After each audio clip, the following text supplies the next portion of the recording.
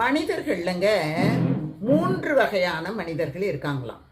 மனிதர்களில் விலங்கு, மனிதர்களில் மனிதன், மனிதர்களில் தெய்வம் அப்படின்னு 3 வகையாக இருக்காங்களாம்.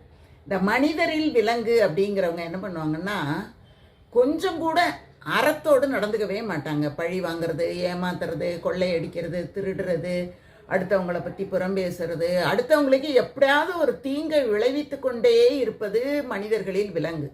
மனிதர்களில் மனிதர்கள் அப்படிங்கிறவங்க அடுத்தவர்களை மனிதர்களாக பாவிப்பார்கள். அவங்கள துன்பப்படுத்த மாட்டாங்க. அவங்களிடத்துல அன்பாகவும் மரியாதையாகவும் அவங்கள நடத்துவாங்க. அன்பை அபரிமிதமாக பொழிவாங்களாம். பிறருக்காக உதவக்கூடியவர்களாக இருப்பாங்களாம். மனிதரில் தெய்வம் அப்படிங்கிறவங்க எல்லாரையும் மன்னித்து எல்லா உயிர்களையும் தன்னுடைய உயிர் போல கருதி அன்போடு அரவணைப்பாங்களாம். எப்படி பார்த்தீங்களா?